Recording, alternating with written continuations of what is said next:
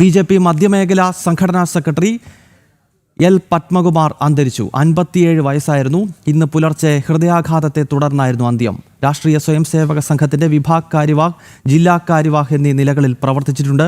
ആലപ്പുഴയിൽ നിന്നും സുധീഷ് ഗോപാൽ ചേരുകയാണ്. സുധീഷ്, ഈ ദിവസം കേരളത്തിലെ സ്വയംസേവകരും BJP പ്രവർത്തകരെയും ആകെ ദുഃഖത്തിലാഴ്ത്തുന്ന ഒരു വാർത്തയാണിത്.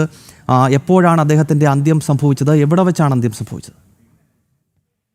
ഗൗതം, ഏറെ വേദനിപ്പിക്കുന്ന ഒരു വാർത്തയാണ് ആലപ്പുഴയിൽ നിന്നും രാവിലെ വരുന്നത്.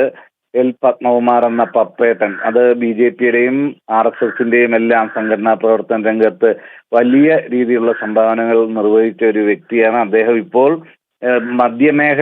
BJPയുടെ മധ്യമേഖല സംഘടനാ സെക്രട്ടറിയായി പ്രവർത്തിച്ചു വരികയായിരുന്നു.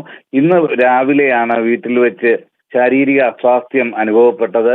ഉടൻ തന്നെ ആശുപത്രിയിലേക്ക്, എറണാകുളത്തെ സ്വകാര്യ ആശുപത്രിയിൽ എത്തിച്ചെങ്കിലും അവിടെ പരിശോധനകൾ നടന്നുകൊണ്ടിരിക്കുമ്പോൾ തന്നെ അദ്ദേഹത്തിന് മരണം സംഭവിക്കുകയായിരുന്നു.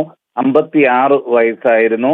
വളരെ സജീവമായി ഇന്നലെയും പാർട്ടിയുടെ സംഘടനാ പ്രവർത്തനങ്ങളുമായി ബന്ധപ്പെട്ടൊക്കെ യോഗങ്ങളിൽ പങ്കെടുക്കുകയും സംസാരിക്കുകയും പലരെയും ഫോണിൽ വിളിച്ച് അത്തരം സംഘടനാ പ്രവർത്തനങ്ങൾ നടത്തുകയൊക്കെ ചെയ്ത ആളായിരുന്നു പത്മകുമാർ എന്ന പപ്പേട്ടൻ. വലിയ വേദനയാണ് പ്രവർത്തകരിലെല്ലാം തന്നെ ഉണ്ടാക്കിയിട്ടുള്ളത്. ഇപ്പോൾ മൃതദേഹം എറണാകുളത്തെ ലേക്ക് ഷോർ ആശുപത്രിയിലാണ് ഉള്ളത്. ഇത് സംസ്കാര ചടങ്ങിന്റെ സമയമടക്കം തീരുമാനിക്കുന്നതേ ഉള്ളൂ. എന്തു തന്നെയായാലും ആകെ ഒരു ഞെട്ടലുണ്ടാക്കുന്ന വാർത്ത എന്ന് തന്നെ നമുക്കിതിനെ പറയേണ്ടി വരും. വളരെ സജീവമായി, അത് RSSന്റെ പ്രവർത്തനങ്ങളിലൊക്കെ തന്നെയും വിഭാഗ് കാര്യവാഹായും ജില്ലാ കാര്യവാഹായും ഒക്കെ വളരെ നല്ല രീതിയിൽ പ്രവർത്തിച്ച ഒരു വ്യക്തിത്വം കൂടിയായിരുന്നു എൽ പത്മകുമാർ എന്ന പപ്പേട്ടൻ. ഗൗതം. ഓക്കെ സുധീഷ്, എൽ പത്മകുമാർ എന്ന പപ്പേട്ടൻ അന്തരിച്ചിരിക്കുന്നു.